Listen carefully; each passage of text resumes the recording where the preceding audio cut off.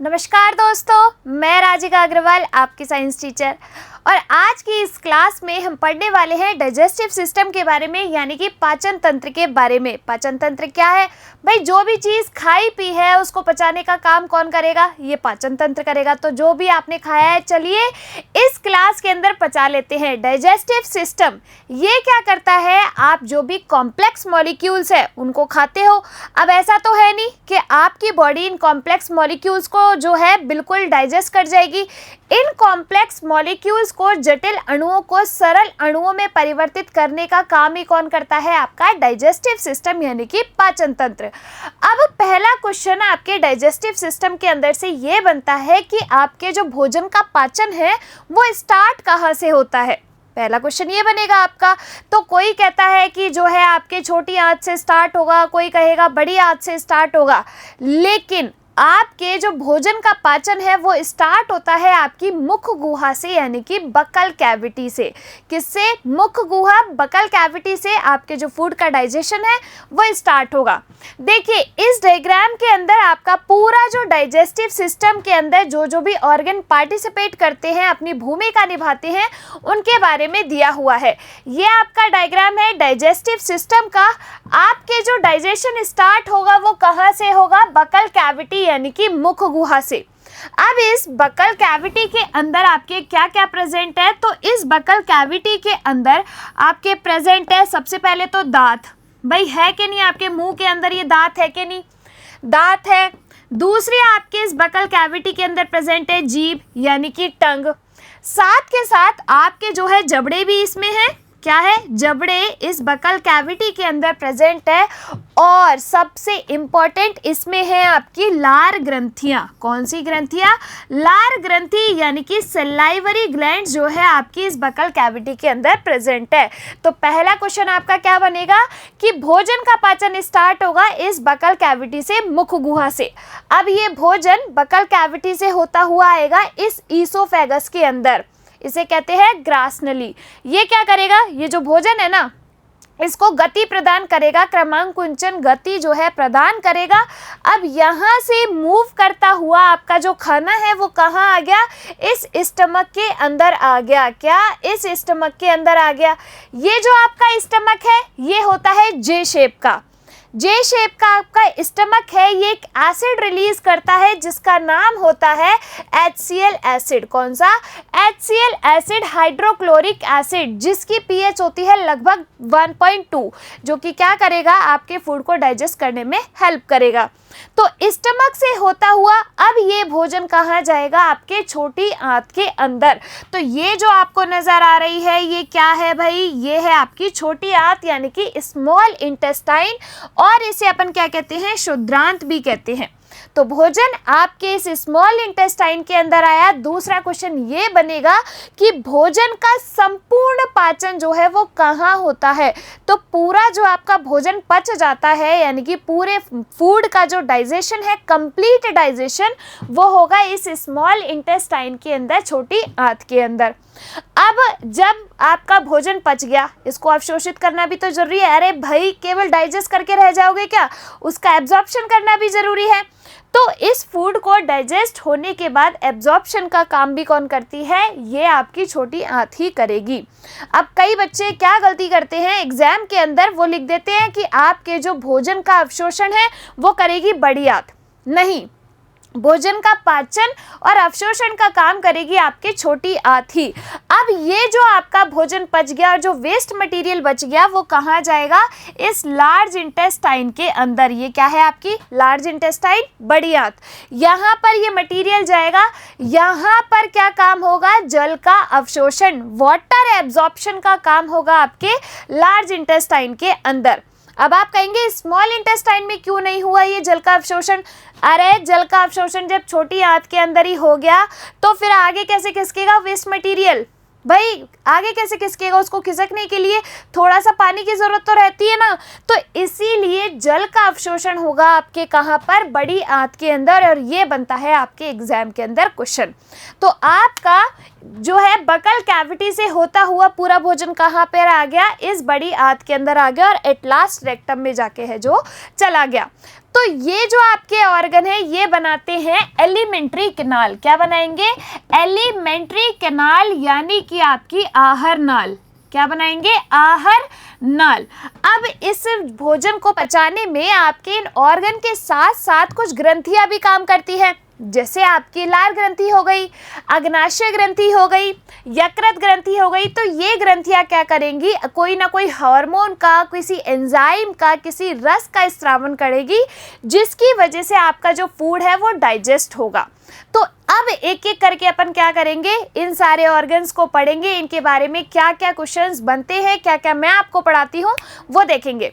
चलिए अब अपन स्टार्ट करते हैं। सबसे पहले कि भाई आपका डाइजेशन क्या होता है, तो जटिल अणु सरल अणु में बदल गए। किसकी उपस्थिति में? पाचक रस और एंजाइमों की उपस्थिति में जो आपके जटिल अणु है वो सरल अणुओं में परिवर्तित हो गए। अब कार्बोहाइड्रेट किस में परिवर्तित होगा? कार्बोहाइड्रेट है आपकी शुगर यानी कि शर्करा, तो वो परिवर्तित होती है ग्लूकोज के अंदर। अपनी बॉडी के अंदर जो रन करता है यानी कि अपने ब्लड के अंदर जो मिक्स होता है वो क्या होता है? ग्लूकोज ही तो होता है। अरे भाई जब भी कभी एनर्जी की कमी हो जाती है, कभी चक्कर आ रहे हैं, खड़े नहीं रह पा रहे हो, तो क्या चढ़ता है तुम्हारे? ग्लूकोज ही तो चढ़ता है ना। तो बस अपनी बॉडी के अंदर क्या दौड़ता है? ग्लूकोज। वसा जो है यानी कि फैट वो कन्वर्ट हो जाती है किसमें? वसीय अम्ल में। तो ये जो है ना वो आपके क्या है? कॉम्प्लेक्स मॉलिक्यूल है, जटिल अणु है जो कि सरल अणुओं में बदल जाते हैं। तो फैट जो है वो वसीय अम्ल में, और जो प्रोटीन है वो आपके अमाइनो एसिड में कन्वर्ट हो जाते हैं। आई बात समझ में? अब अपन पढ़ते हैं ह्यूमन डाइजेस्टिव सिस्टम। तो अभी मैंने आपको बताया एलिमेंट्री कैनाल आपकी किससे मिलके बनी है, कहाँ से स्टार्ट होगी? बक्कल कैविटी से स्टार्ट होगी और कहाँ तक जाएगी? लार्ज इंटेस्टाइन तक। तो सबसे पहले मुंह के अंदर ये क्या है? Buccal cavity. फिर ईसोफेगस, ईसोफेगस से होता हुआ भोजन कहाँ गया? स्टमक के अंदर यानी कि पेट के अंदर, जिसे अपन कहते हैं क्या? आमाशय। स्टमक से स्मॉल इंटेस्टाइन, और स्मॉल इंटेस्टाइन से आपका गया लार्ज इंटेस्टाइन के अंदर। तो ये बन गई आपकी एलिमेंट्री कैनाल। फिर आपके आती है पाचन ग्रंथियां, यानी कि जो कोई सी भी हार्मोन का, एंजाइम का, रस का स्रावन करेगी, वो हो गई आपकी पाचन ग्रंथियां। तो कौन कौन सी ग्रंथि याद रखनी है? लार ग्रंथि जो कि आपके मुंह में प्रेजेंट है, 3 जोड़ी लार ग्रंथियां आपके मुंह के अंदर प्रेजेंट है। जठर ग्रंथि, यकृत ग्रंथि और आपकी अग्नाशय ग्रंथि। चलिए अब अपन क्या करेंगे भाई, एक एक चीज को आराम आराम से पढ़ेंगे। सबसे पहले अपन देखते हैं किसके बारे में, यह आपकी एलिमेंट्री कैनाल का डायग्राम है। किसका? एलिमेंट्री कैनाल यानी कि आहर नाल का। अब देखिए ये जो आपको नजर आ रही है ये क्या है? आपकी ग्रास नली। ये क्या है? आपकी ग्रास नली है, जिसे अपन कहते हैं ईसोफेगस। इसका फंक्शन क्या होगा? इस ईसोफेगस का फंक्शन होगा आपका जो भोजन आ रहा है उसको क्रमांकुंचन गति दे देगा। अब भोजन कहाँ पे आ गया? तो ये जो आपका जे शेप का आपको नजर आ रहा है ये क्या है बच्चे लोगों? आपका ये है स्टमक यानी कि आमाशय। ये क्या है? आपका स्टमक है। इस स्टमक से होता हुआ भोजन गया आपके इस स्मॉल इंटेस्टाइन के अंदर। कहाँ गया? स्मॉल इंटेस्टाइन के अंदर गया। तो ये क्या है? आपकी स्मॉल इंटेस्टाइन यानी कि छोटी आंत। ये हो गई आपकी स्मॉल इंटेस्टाइन, छोटी आंत। अब इस छोटी आंत से जो है कहाँ पर जाएगा? इस बड़ी आंत के अंदर जाएगा। तो ये क्या हो गई? आपकी लार्ज इंटेस्टाइन। ये क्या है? लार्ज इंटेस्टाइन यानी कि बड़ी आंत है। और ये कहाँ पर जाके खुलती है? रेक्टम में। तो ये क्या है? आपका रेक्टम। तो ये सारा मिलके क्या बना लिया आपका? इन सब ने मिलके बना लिया आपकी एलिमेंट्री कैनाल। ग्रास नली क्रमांकुंचन गति प्रदान करेगी। स्टमक जो है आपका रिलीज करेगा HCl, हाइड्रोक्लोरिक एसिड रिलीज करेगा, जिसकी pH होती है 1.2। ये क्या करता है? ये जो आपकी HCl है, हाइड्रोक्लोरिक एसिड, कुछ कोशिकाओं के द्वारा रिलीज किया जाता है जिन्हें अपन कहते हैं ऑक्जेंटिक सेल्स। क्या कहा जाता है? ऑक्जेंटिक सेल्स कहा जाता है, जिनके द्वारा आपका हाइड्रोक्लोरिक एसिड रिलीज होगा। ठीक है भाई। तो ये आ गए आपने किसके बारे में? आमाशय के बारे में। अब इस आमाशय से होता हुआ भोजन आया स्मॉल इंटेस्टाइन के अंदर, छोटी आंत के अंदर। भोजन का कंप्लीट डाइजेशन हो जाएगा स्मॉल इंटेस्टाइन में। इस स्मॉल इंटेस्टाइन के 3 भाग होते हैं। ड्यूडेनम, जेजुनम और इलियम। ड्यूडेनम जो है वो किससे जुड़ेगा, इस स्टमक से जो जुड़ा रहता है वो भाग होता है आपका ड्यूडेनम। फिर आपका आता है जेजुनम और फिर आता है इलियम। तो जो इलियम वाला भाग है वो कनेक्टेड होता है किससे, इस लार्ज इंटेस्टाइन से। ठीक है, फिर आपकी आती है लार्ज इंटेस्टाइन। इसके भी 3 भाग होते हैं, सीकम, कोलोन, रेक्टम। ये 3 भाग होते हैं आपके इस लार्ज इंटेस्टाइन के अंदर। एग्जाम में क्वेश्चन किस तरीके से पूछेगा, एसएससी के अंदर पूछा गया क्वेश्चन है कि जो सीकम और कोलोन है वो किस अंग के भाग है, तो किसके, लार्ज इंटेस्टाइन के। दूसरा एग्जाम में क्वेश्चन पूछेगा ड्यूडेनम, जेजुनम, इलियम किसके भाग है, तो किसके हैं, आपके छोटी आंत के यानी कि स्मॉल इंटेस्टाइन के हैं। तो इस तरीके के क्वेश्चन आपके एग्जाम में सीधे बनते हैं। बहुत बड़ी कोई रॉकेट साइंस नहीं लगानी तुम्हें इसमें, सीधी सीधी चीज़ें हैं। एक एक ऑर्गन लो, उसके बारे में पढ़ो क्या क्या पॉइंट है, मैं आपको पढ़ाऊंगी। इन पॉइंट्स को आपको याद करना है और एग्जाम में सीधे क्वेश्चन ऐसे बन के आते हैं। चलिए, तो ये क्या हो गया आपकी एलिमेंट्री कैनाल। अब देखिए, सबसे पहले अपन देखते हैं बकल कैविटी के अंदर आपकी क्या क्या चीज़ें प्रेजेंट है। सबसे पहले लेते हैं दांतों के बारे में, यानी कि आपके टीथ के बारे में। एक फॉर्मूला याद करना है सिंपल सा, 21-23/21-23। मुंह के अंदर दांत कितने होते हैं आपके, टोटल जो टीथ होते हैं वो होते हैं 32। कितने दांत होते हैं, मुंह में दांत होते हैं आपके 32 दांत। और एक बच्चे के अंदर अपन कहते हैं ना कि दूध के दांत है ये, तो यानी कि जो दूध के दांत है वो कितने होते हैं आपके 20। दूध के दांत कितने होते हैं, एक बच्चे के अंदर जो दांत होते हैं वो होते हैं 20। अब देखिए, जो आपके 32 दांत हैं उनको आप किस तरीके से याद करोगे, किस तरीके से डिवाइड करोगे कि कितने टाइप के आपके टीथ हैं और जो है कितने कितने हैं। देखो, सबसे पहले आपको पता होना चाहिए कि दांत है अपने 32। कहते हैं ना 32 ही क्यों खिला रही है, सिंपल सा 32 दांत। 4 तरीके के आपके दांत होते हैं। पहले हैं इंसीजर्स। इंसीजर्स को अपन कहते हैं कृंतनक। क्या कहा जाता है, कृंतनक कहते हैं। दूसरे आपके होते हैं कैनाइन। दूसरे हैं कैनाइन, जिन्हें अपन कहते हैं रदनक। एग्जाम के अंदर कभी कभी आपको इंग्लिश टर्म दे देता है। साइंस के अंदर सबसे बड़ी चीज़ यही है, एग्जाम में आपको इंग्लिश टर्म देगा तो आपको इंग्लिश में भी पता होना चाहिए ये टर्म्स और हिंदी में भी पता होना चाहिए। क्योंकि मान लो कि उसने हिंदी के क्वेश्चन में भी दे दी इंग्लिश टर्म, झाँकते रह जाओगे इधर उधर, आंसर नहीं लगाओगे, तो दोनों टर्म्स आपको देखते हुए चलनी है। थर्ड जो आपके होते हैं वो है प्रीमोलर, जिन्हें अपन कहते हैं अग्र चवर्णक।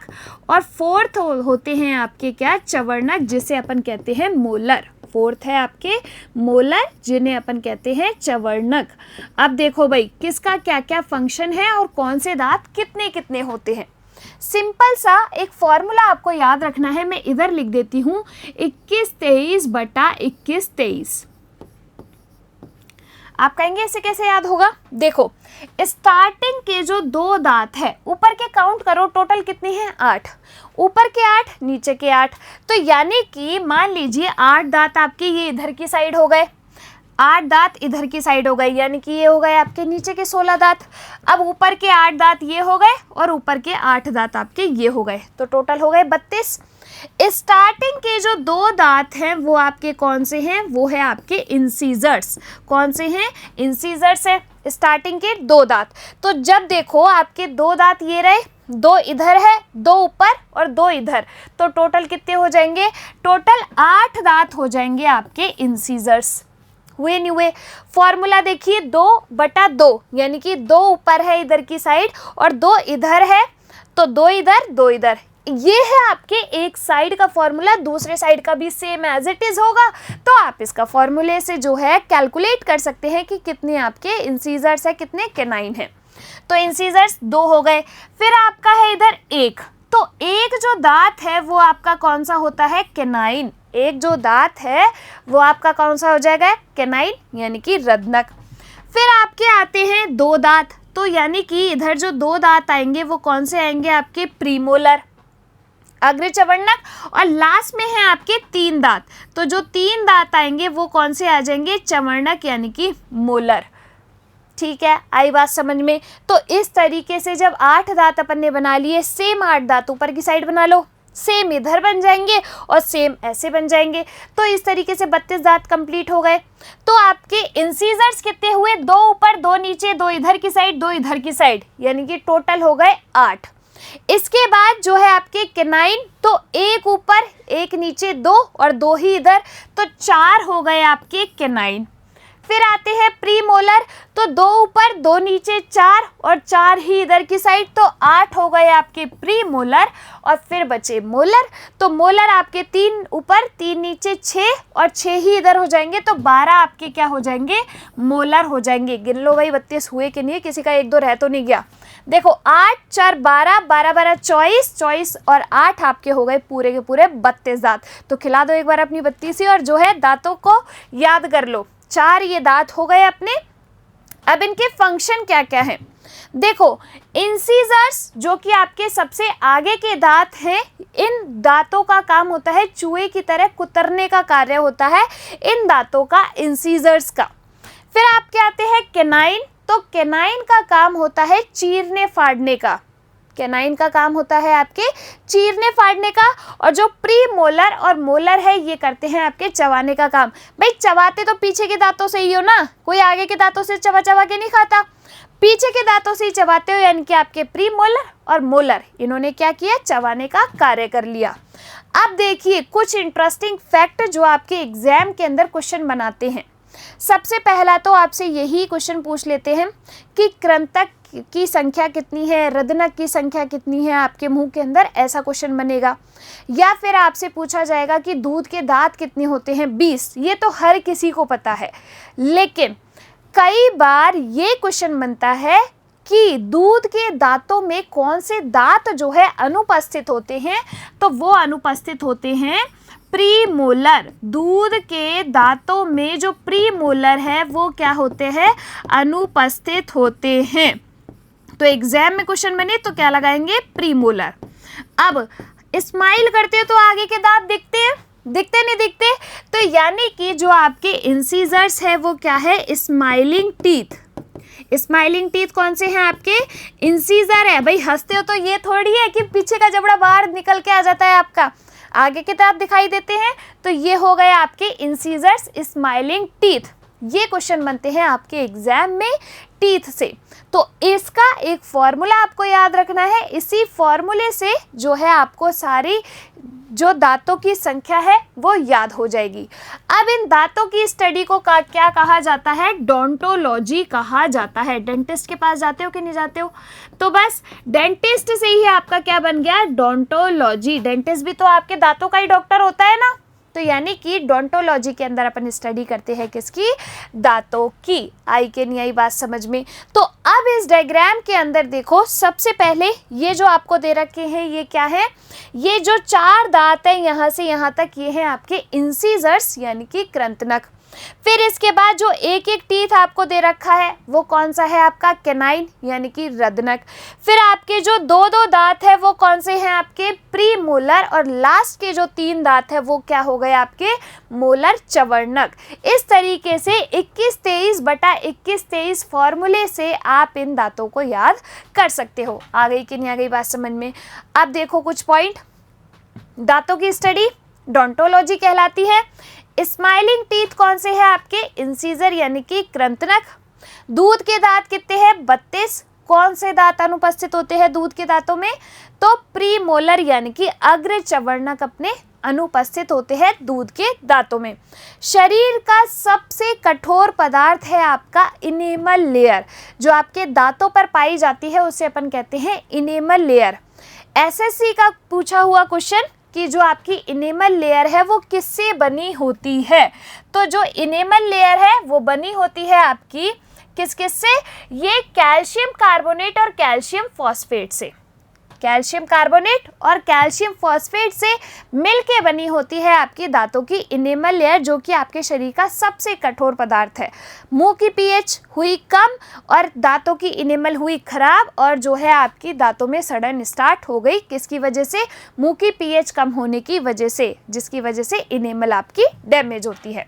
तो ये हुई सबसे पहले बात किसकी, दांतों की, जो कि आपके ओरल कैविटी में प्रेजेंट है, यानी कि बकल कैविटी के अंदर प्रेजेंट है।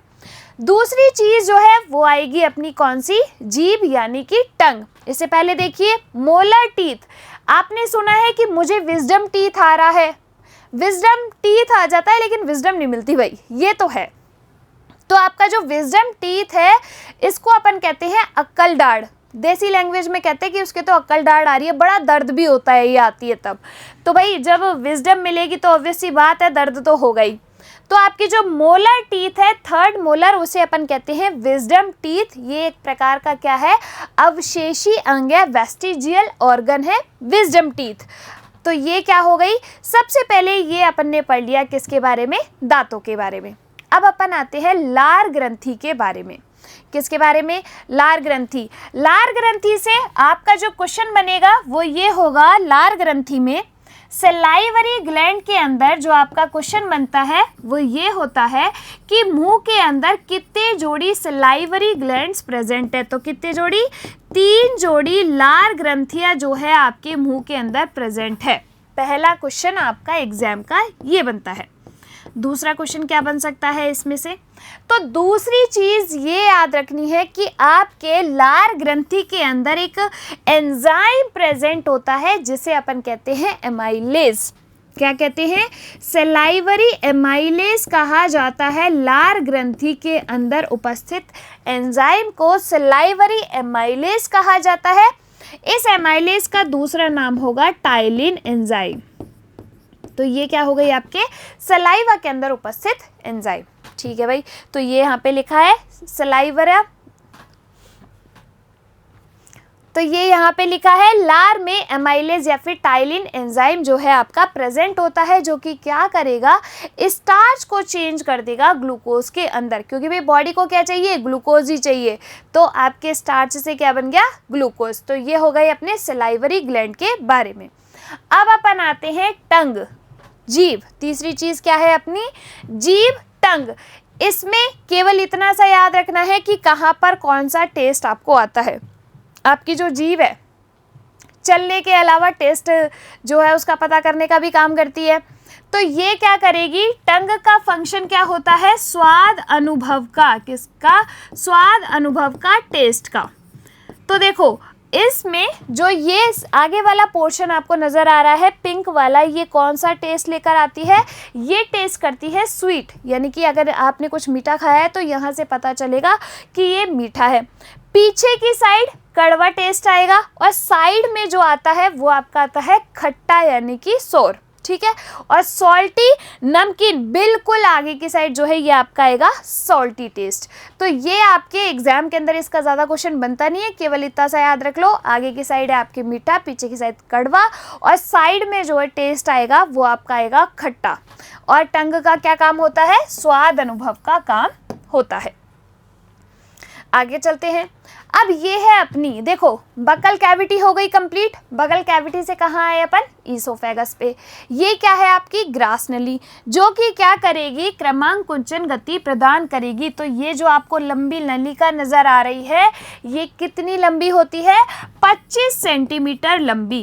कितनी, 25 सेंटीमीटर। अब बच्चे क्या गलती करते हैं कि उनको लगता है ये 25 सेंटीमीटर है तो सबसे बड़ी नलिका यही होगी, लेकिन बच्चे याद रखना कि लंबाई सबसे ज़्यादा किसकी है, तो लंबाई है सबसे ज़्यादा आपके स्मॉल इंटेस्टाइन की, छोटी आंत की। 6 से 7 मीटर लंबी होती है आपकी छोटी आंत। ये आपकी सेंटीमीटर में लिखी हुई है, याद रखना ये आपकी सेंटीमीटर में है। तो 25 सेंटीमीटर लंबी होगी आपकी ये ईसोफेगस। ये क्या करेगी, गति प्रदान। अब भोजन जो है यहाँ से गति करता हुआ कहाँ आ जाएगा, इस स्टमक के अंदर आ जाएगा। तो नेक्स्ट ऑर्गन कौन सा आएगा अपना, स्टमक यानी कि आमाशय। क्या करेगा, सबसे पहले जे शेप। इस स्टमक के अंदर जो है आपके 4 से 5 घंटे जो भोजन है वो रहता है। अभी मैंने आपको स्टार्टिंग में क्या बताया कि ये जो है हाइड्रोक्लोरिक एसिड यहाँ पर रिलीज होता है। ये हाइड्रोक्लोरिक एसिड किन कोशिकाओं के द्वारा रिलीज किया जाता है, तो ऑक्जेंटिक सेल्स के द्वारा ये जो हाइड्रोक्लोरिक एसिड है वो रिलीज होता है। इसकी पीएच कितनी होती है, 1.2 पीएच होती है इस हाइड्रोक्लोरिक एसिड की, HCl की। अब आप कहेंगे कि जब आपके पेट के अंदर हाइड्रोक्लोरिक एसिड रिलीज हो रहा है तो आपका पेट जल क्यों नहीं रहा? भाई एसिड से जलते हैं, सिंपल सी बात है, जलते नहीं जलते हैं। तो आपके पेट के अंदर इस एसिड से जल क्यों नहीं रहा? तो आपके पेट में एक लेयर पाई जाती है जिसे अपन क्या कहते हैं, श्लेष्मा यानी कि म्यूकस लेयर। ये म्यूकस लेयर क्या करती है, इस HCl से पेट की आमाशय की सुरक्षा करती है, एक रक्षात्मक आवरण बनाती है ये श्लेष्मा म्यूकस, जो कि इस HCl से जलाने से बचाती है पेट को। अब इस पेट के आपके यानी कि आमाशय के स्टमक के 3 भाग होते हैं। कितने भाग है? 3 भाग होते हैं इस स्टमक के। तो सबसे पहले तो इसके पॉइंट देख लो। स्टमक आपका जे शेप का होता है। भोजन कितनी देर रुकता है इसमें? 4 से 5 घंटे जो भोजन है वो यहाँ रहता है। इसमें गैस्ट्रिक ग्लैंड प्रेजेंट होती है और आपके ऑक्जेंटिक सेल्स के द्वारा कौन सा एसिड रिलीज होता है? हाइड्रोक्लोरिक एसिड रिलीज होता है ऑक्जेंटिक सेल्स के द्वारा। श्लेष्मा का आवरण पाया जाता है जो कि क्या करता है, HCl से सुरक्षा प्रदान करता है। और ये डायग्राम है आपके स्टमक का यानी कि आमाशय का। इसका जो भाग ग्रास नली से यानी कि ईसोफेगस से जुड़ता है उसे अपन क्या कहते हैं बच्चे? कार्डियक कहते हैं। जो भाग आपका स्टमक का ग्रास नली से जुड़ता है उसे अपन कहते हैं कार्डियक। एग्जाम में क्वेश्चन कैसे बनेगा इसका कि आमाशय का कौन सा भाग ग्रास नली को आमाशय से जोड़ता है। एग्जाम के अंदर सीधा ये क्वेश्चन बनेगा। तो कौन सा भाग जोड़ेगा? कार्डियक भाग। इसका जो बीच वाला भाग होता है उसे अपन कहते हैं फंडस या फिर फंडिस। और जो अब आगे जाके किससे जुड़ेगी? ये आगे जाके जुड़ेगी स्मॉल इंटेस्टाइन से। तो इसका जो भाग आपका स्मॉल इंटेस्टाइन से जुड़ता है उसे अपन कहते हैं निर्गमी भाग। क्या कहेंगे? निर्गमी भाग कहेंगे। अब इस स्टमक के अंदर आपने कई बार सुना होगा कि जो है मेरे पेट में छाले हो गए हैं यार, मेरे पेट में अल्सर हो गए हैं। ये अल्सर होते कैसे हैं? तो आपके एक बैक्टीरिया है जिसका नाम है हेलिकोबैक्टर पाइलोरी। क्या है? हेलिकोबैक्टर पाइलोरी करके एक बैक्टीरिया है। अगर वो आपके स्टमक के अंदर एंटर कर जाता है तो ये क्या करता है, हेलिकोबैक्टर पाइलोरी आपकी जो श्लेष्मा की जो लेयर है ना, श्लेष्मा की जो लेयर उसको क्या करता है, डैमेज करता है, इसको खराब कर देता है। अब ये खराब हो गई तो भाई आपके क्या है, पेट में उस HCl की वजह से क्या हो जाते हैं, छाले हो जाते हैं, जिन्हें अपन कहते हैं अल्सर। क्या कहेंगे? अल्सर कहेंगे। ये जो है आपका क्वेश्चन डिजीज के अंदर भी बन सकता है और आपके डाइजेस्टिव सिस्टम के अंदर भी बन सकता है। SSC में यही क्वेश्चन पूछा गया था कि आपके जो है अल्सर किसकी वजह से होते हैं, तो किस बैक्टीरिया की वजह से होते हैं, हेलिकोबैक्टर पाइलोरी की वजह से जो है आपकी श्लेष्मा डैमेज हो जाती है और आपके हो जाता है क्या, अल्सर। चलिए देखिए एक बार इधर, तो आपके अब देखिए यहाँ पर इस आमाशय के द्वारा कौन से एसिड की वजह से कौन सी चीज़ किस में परिवर्तित हो जाती है। सबसे पहले पै से पैप्सिन और पै से प्रोटीन, इतना याद रखिए। तो प्रोटीन जो है किसकी उपस्थिति में पेप्टाइड में परिवर्तित होगा, तो प्रोटीन आपका पैप्सिन की उपस्थिति में आपका चेंज हो जाएगा पेप्टाइड के अंदर।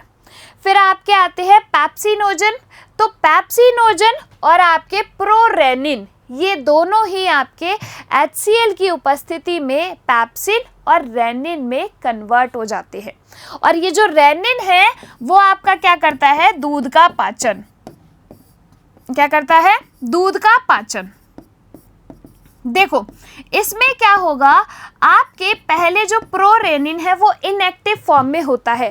अब ये HCl क्या करेगा, इसको एक्टिव फॉर्म में कन्वर्ट कर देगा। किसमें, एक्टिव फॉर्म में।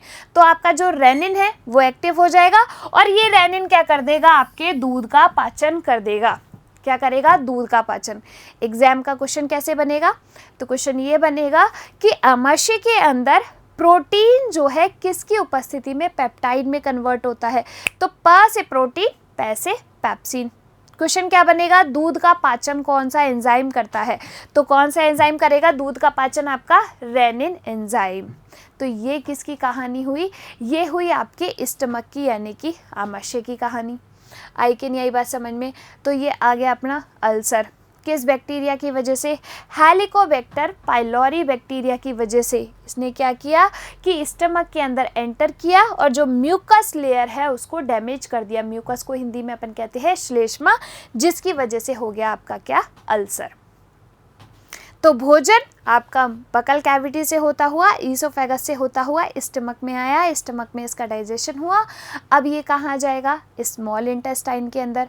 कहाँ जाएगा, स्मॉल इंटेस्टाइन के अंदर। तो नेक्स्ट अपन किसको पढ़ेंगे, इस स्मॉल इंटेस्टाइन को पढ़ेंगे।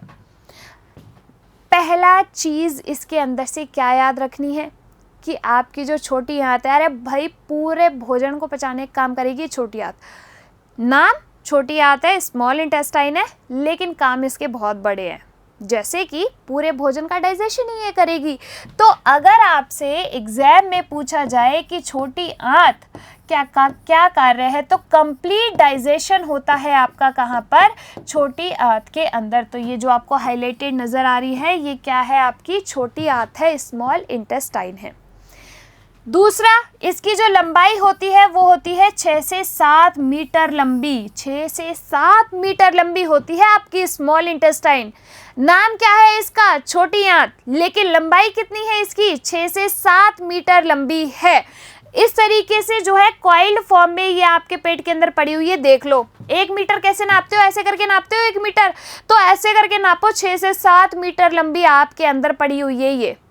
ये करेगी आपके पूरे फूड का डाइजेशन, कंप्लीट डाइजेशन हो जाएगा इस स्मॉल इंटेस्टाइन में। अब ये जो आपकी स्मॉल इंटेस्टाइन होती है, इसके होते हैं 3 भाग। कौन कौन से 3 भाग होते हैं इसके, पहला होता है ड्यूडेनम, पहला है आपका ड्यूडेनम, दूसरा है आपका जेजुनम और तीसरा भाग है आपका इलियम। देखो अब किसका क्या कार्य है, किस में क्या क्या याद रखना है, सिंपल सा याद रखो। ये जो आपका ड्यूडेनम है ये कनेक्टेड होगा आपका स्टमक से। भाई खाना आपके पेट से यानी कि आमाशय से आया है ना छोटी आंत में, तो ये जो ड्यूडेनम है ये कनेक्टेड है किससे, आपका ये कनेक्टेड है आपका स्टमक से। किससे, स्टमक से। और आपको पता है कि आपकी जो स्मॉल इंटेस्टाइन है वो आगे जाके किस में खुलती है, लार्ज इंटेस्टाइन में खुलती है।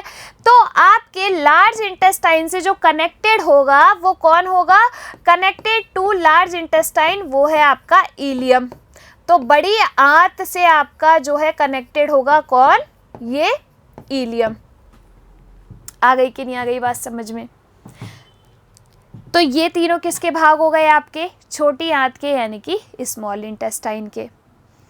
अब इस छोटी आंत में जब पूरा भोजन डाइजेस्ट हो रहा है तो इसको बहुत सारे एंजाइम्स की ज़रूरत पड़ेगी, बहुत सारे केमिकल्स की, जूसेस की इनकी ज़रूरत पड़ेगी, क्योंकि आपकी परिभाषा ही क्या है कि जटिल कार्बनिक पदार्थों को सरल कार्बनिक पदार्थों में जो है चेंज करना एंजाइमों की सहायता से, पाचक रसों की सहायता से।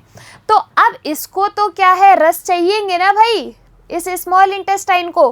तो ये सारे एंजाइम और ये रस जो है अलग अलग ग्रंथियों से प्राप्त करेगी नहीं करेगी। तो आपके जो स्मॉल इंटेस्टाइन है ये यकृत ग्रंथि से, अग्नाशय ग्रंथि से, इनसे जो है कुछ केमिकल्स, कुछ एंजाइम जो है वो रिसीव करती है और इस फूड का डाइजेशन करती है। देखिए एक बार जो है अपन छोटी आंत के बारे में देखते हैं, जो पॉइंट मैंने आपको बताया। अब क्या क्या याद करना है आपको, स्मॉल इंटेस्टाइन जिसे अपन क्या कहते हैं, क्षुद्रांत्र भी कहते हैं। क्या कहा जाता है, क्षुद्रांत्र भी कहा जाता है। 6 से 7 मीटर लंबी होती है जिसका व्यास है 1 इंच। 3 भाग होते हैं, ड्यूडेनम, जेजुनम और इलियम। ड्यूडेनम किससे कनेक्टेड होता है, स्टमक से। भाई आमाशय से तो भोजन आया छोटी आंत के अंदर, और फिर जो है आपका इस छोटी आंत से भोजन कहाँ गया, लार्ज इंटेस्टाइन में, बड़ी आंत में गया। तो आपका जो है इलियम किससे कनेक्टेड रहेगा, लार्ज इंटेस्टाइन से। रहेगा नहीं रहेगा? आ गई कि नहीं आ गई बात समझ में? तो ये जो है आपका कंप्लीट डाइजेशन होगा कहाँ पर? इस स्मॉल इंटेस्टाइन के अंदर। अब इसको जो भी एंजाइम चाहिए, इसको जो भी जूस चाहिए, रस चाहिए, केमिकल चाहिए, वो आपके कौन से लेगा? ये ग्रंथियों से लेगा। इन ग्रंथियों को अपन कब पढ़ेंगे? इसके अगले पार्ट में, यानी कि इसके अगले भाग में इन ग्रंथियों को अपन पढ़ेंगे और डाइजेस्टिव सिस्टम को कंप्लीट कर लेंगे। तो फटाफट एक बार रिवाइज कर लेते हैं क्या क्या अपन ने पढ़ा। सबसे पहले आपके भोजन का जो पाचन है वो स्टार्ट कहाँ से होता है? बकल कैविटी यानी कि मुख गुहा से स्टार्ट होता है। इस बकल कैविटी के अंदर आपके क्या क्या प्रेजेंट है? टीथ, जिसमें आपको क्या फॉर्मूला रखना है? 21-23/21-23। तो जो आपके इंसीजर्स, केनाइन, प्रीमोलर और मोलर 4 तरीके के दांत है। इंसीजर्स का क्या काम होगा? चूहे की तरह कुतरने का। केनाइन का क्या काम होगा? चीरने फाड़ने का। प्रीमोलर और मोलर का क्या कार्य होगा आपके? फटाफट से बता दो। तो ये जो है आपके चबाने के काम आएंगे। स्माइलिंग टीथ किसको कहा जाता है? इंसीजर्स को कहा जाता है। भाई स्माइल करते तो आगे के दांत ही तो दिखते हैं, तो आपके इंसीजर्स को कहा जाता है स्माइलिंग टीथ। आपके जो विजडम टीथ है उसे किसे कहा जाता है? तो आपके जो थर्ड मोलर है उसे कहा जाता है विजडम टीथ। विजडम नहीं आ रही है लेकिन विजडम टीथ तो आ रहा है। दूध के दांत कितने हैं? 20। दूध के दांतों में कौन से दांत एब्सेंट होते हैं आपके? तो प्रीमोलर जो है एब्सेंट होते हैं। ये हो गए आपके दांत। फिर टंग क्या करेगी? टेस्ट का जो है पता लगाएगी। लार ग्रंथि, 3 जोड़ी लार ग्रंथि आपके प्रेजेंट है। इस लार ग्रंथि में कौन सा एंजाइम आपका प्रेजेंट है? सलाइवरी एमाइलेज या फिर टाइलिन एंजाइम अपन इसको कहते हैं। फिर आपका भोजन कहाँ आ गया? इस ईसोफेगस में, ग्रास नली में आ गया। ग्रास नली के अंदर ये क्या करेगी? क्रमांकुंचन गति प्रदान करेगी। 25 सेंटीमीटर लंबी आपकी ग्रास नली है।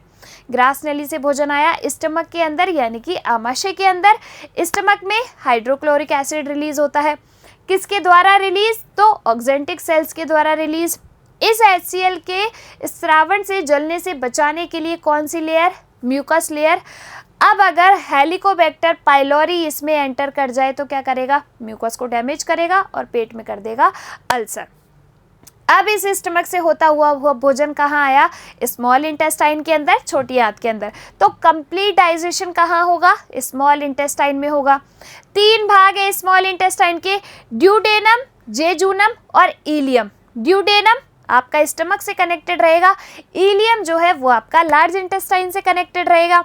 इस तरीके से 6 से 7 मीटर लंबी जो है एक नली आपके इसके अंदर पड़ी हुई है, जिसे अपन ने क्या कहा? छोटी आंत कहा। आई के नहीं आई बात समझ में? अब जो है अपन पढ़ेंगे अगली क्लास के अंदर ग्रंथियों के बारे में कि कौन कौन सी ग्रंथि इसमें जूस केमिकल रिलीज करती है। चलिए मिलेंगे अगली क्लास में, तब तक के लिए इसको रिवाइज करते रहिए, पढ़ते रहिए। धन्यवाद।